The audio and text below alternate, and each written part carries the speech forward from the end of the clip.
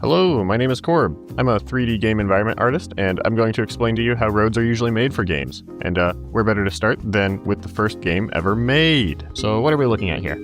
Back in the day, roads were really just a square texture placed on a piece of geometry, and we know that because, well, first of all, you can look at the Hammer editor to see pretty similar tools to what they would have made this in, but we can also see at the edge here of the road where there's a seam that separates what we call the UV space of the road from the landscape around it, but you already knew that. The more interesting question is, why don't we do it like this anymore? And one of the first most obvious things I see is that this road, compared to a modern road, is way too low resolution. You could, for sure, still do a road like this as one big texture placed on some geometry, but the texture these days would need to be absolutely huge, like super mega enormous, which can be fine, but even if that didn't matter and we didn't care about how much space it took up on the player's hard drive, textures that big still do impact performance. And one of the next problems I see with this technique is that it makes things like turns and intersections actually really hard to implement, because if you try to take the square straight texture and bend it, it's either going to have to stretch or overlap itself, which we can actually see over here, where they just couldn't get things to line up, or they had to do this quickly, and so they gave up on polishing every single square meter of road in the game.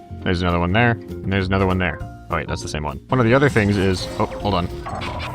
One of the other things you might notice, although they made it pretty subtle. Oh, hold on.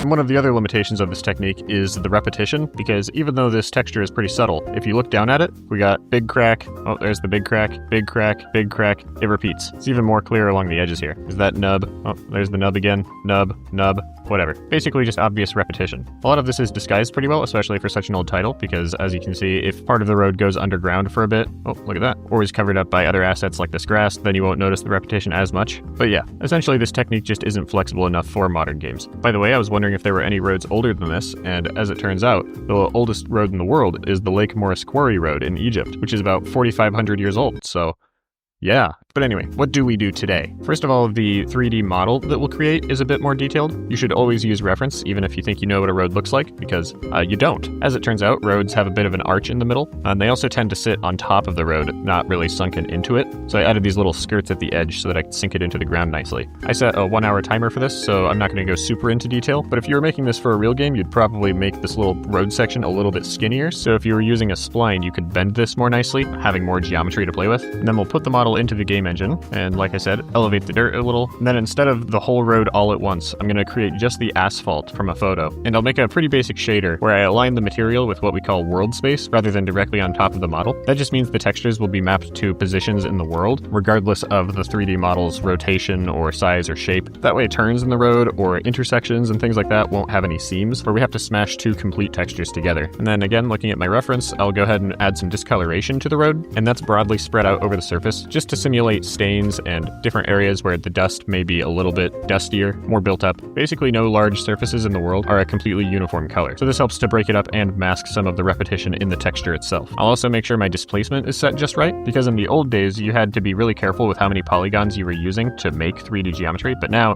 3D geometry is almost free to display on a user's graphics card. I mean, it's not. Don't use millions of polygons, but the far more performance costly element of modern 3D art is definitely the shader work, and using this displacement will help to blend things into the asphalt, like this first thing I'm going to add, which is the solid lines that are found along the side of a road, which is now usually going to be a long piece of geometry with the image of a road line pasted over it. This way, wherever you need to make the lines different on top of the asphalt, like a parking lot or, again, a more complicated intersection or something, you can just draw the lines where you need them. Oh, sorry, and I was saying with the displacement, the line will pop out so you can just sink it into the road and blend the colors so that it looks fully integrated. And because I'm on the 1-hour timer, I'll also use the same texture to make the broken lines or the dotted lines down the middle of a road, and if I had more time, I'd probably even add the little reflectors that go between those lines. Now I'll add the tire wear marks, which you've probably noticed before, how the outer edges of individual lanes are usually more polished than the middle, because that's where the tires drive over. And you can see this detail in pretty much all game roads now, from Mario to GTA or whatever. And I'm just implementing it in basically the same way as the solid lines, where it's a piece of geometry, and I'm actually giving it just the slightest curve, because I'll apply the same material as the asphalt onto this and change the color of it so so that I can sink it into the main road just the right distance to where it fades at the edges. And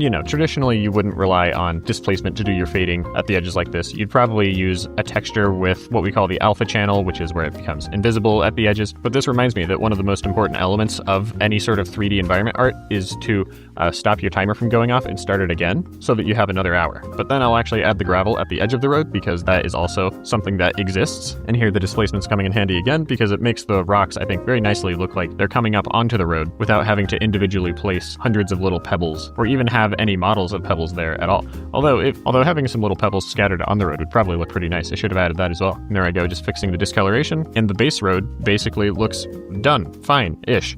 But real roads are not a brand new perfect thing. So I'll create some decals, which are pretty much just stickers that I can put on top of the road. These are all over the place. They were even in whatever that old game was that we were looking at, as you can see with that garbage on the road. But I'll be using these to create patches where potholes have been fixed, but also add some detail to the normals of the road, which, if you don't know, is just the perceived displacement. It's the bump map. So you'll see some shadows cast into the cracks and everything where there's actually no 3D modeling going on. But there I go, doing wonderful texture work, fading the decals at the edges so that they don't look too abrupt on the ground.